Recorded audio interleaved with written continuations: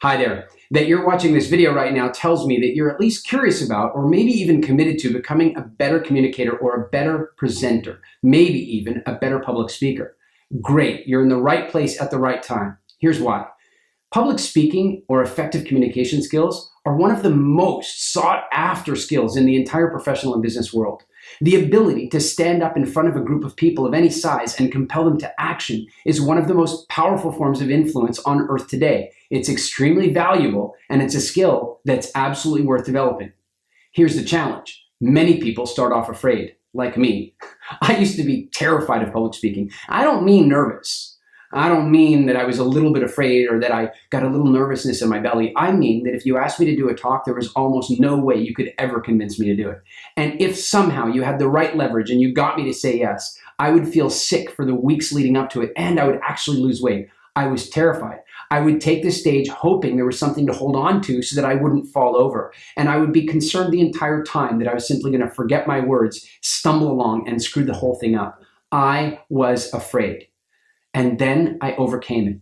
And from that position, I'm now in a place where I've spoken professionally over 25 countries around the world. I've met the most incredible people. I've had the privilege of sharing the stage with people like Sir Richard Branson, President Bill Clinton, Tony Robbins, John Gray, Jack Canfield, and many other really incredible people. And speaking has opened so many doors of opportunity for me: investment opportunities, employment opportunities, client opportunities, and opportunities for fun.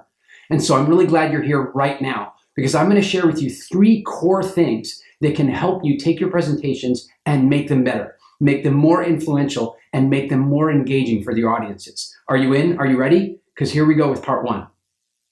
Part 1 is about rapport. It's about connecting with an audience as quickly as possible. Let's take a backward step first. Why?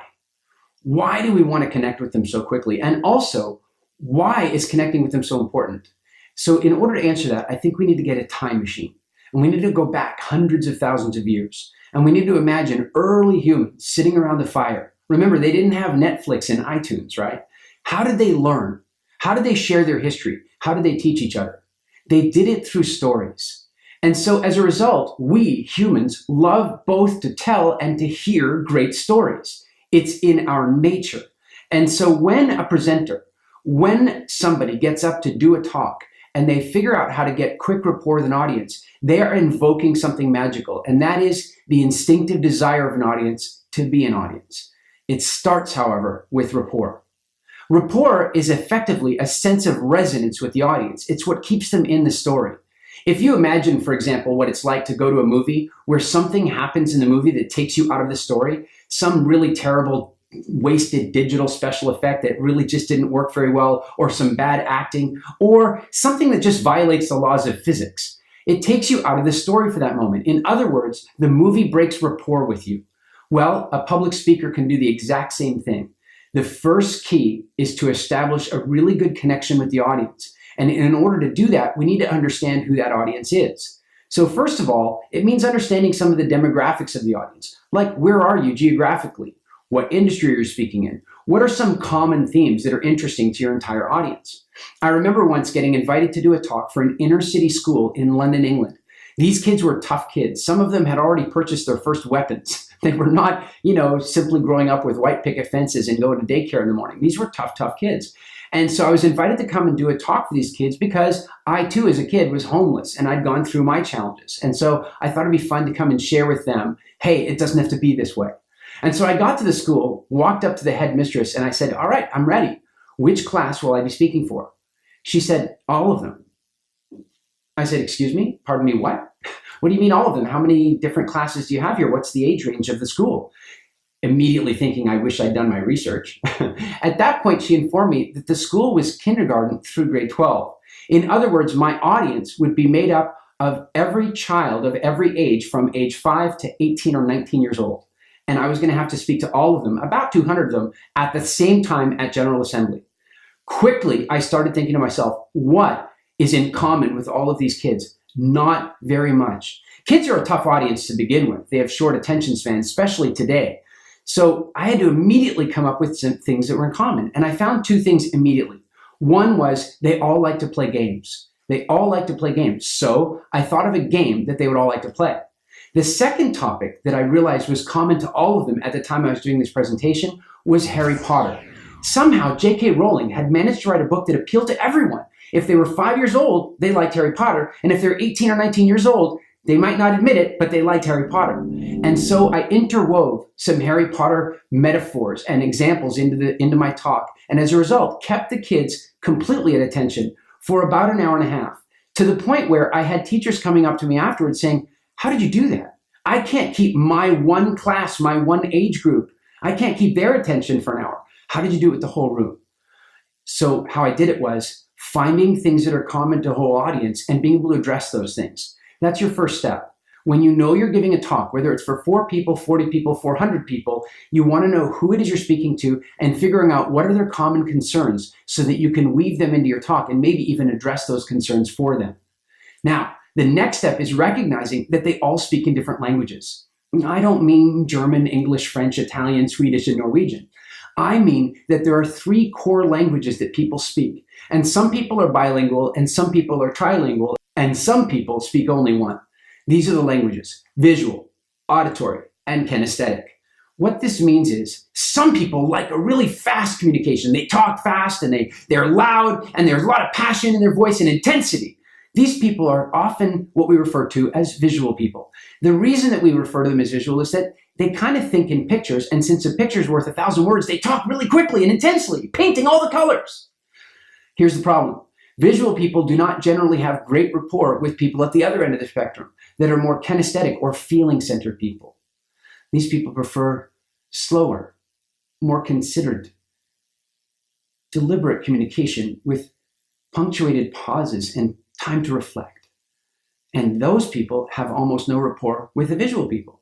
And in the middle, you've got a group of people who like their words to be pronounced clearly, and they like there to be a rhythm and a cadence to the presentation so that it is easy to follow and predictable. And those people are more sound-oriented, or what we would call auditory in nature.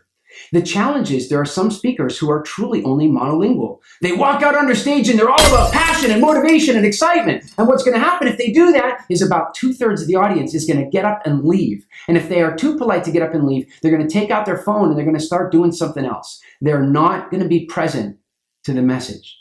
On the other hand, someone might come in and be very halting and quiet and talk about feelings. And some of the audience is going to love them. But about 2/3 of the audience are going, "Hey, when's this going to even start?" And so what we want to do to really create rapport with an audience is find out how to speak in all 3 of those languages. That's the first step. How can you speak in all 3 of those languages? Here's how you can do it. Right now, before you even do a presentation, before you even stand in front of an audience, go out with your friends, have dinner with them, and tell stories like you normally do, only with one difference. Expand your range. Try being louder and faster than you normally are. Try being quieter, slower, more deliberate, more contemplative than you normally are. And expand that range so that you can see how many of those languages that you can get to in a single story, and how often you can move between them, creating a roller coaster ride of experience for your audience, or for your friends in this case, as you're telling the story.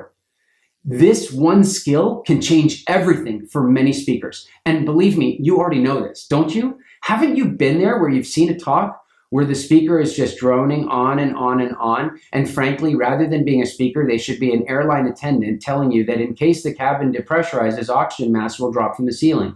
To buckle your seatbelt. I mean, seriously? We've all been to a talk like that, where somebody's completely monotone, picking one language to speak to the audience in, and giving them no emotional variety at all.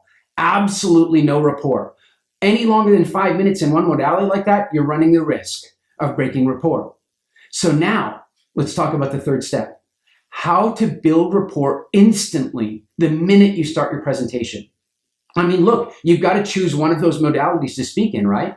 You got to choose. Are you going to start with visual, auditory, kinesthetic? Well, let's play it out.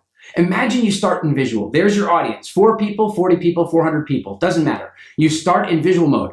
Hey, I'm glad you're here for this talk. Let's get started. It's going to be very motivating. We're going to take lots of action. All right. Here's what's going on. The visual people in your audience are going, yeah, let's do it. The auditory people are going, oh, take it easy, dude. And the kinesthetic people have left the room. They may even have called the police. It feels like an assault to them. Of course, I'm kidding. I'm not totally kidding though about the net effect. And the net effect is that 2/3 of your audience you're going to break rapport with if you start in a visual mode. So then what if we decide to go all the way to the other end? Let's start in a really kinesthetic mode. And this is actually where we want to start. And I'll show you why.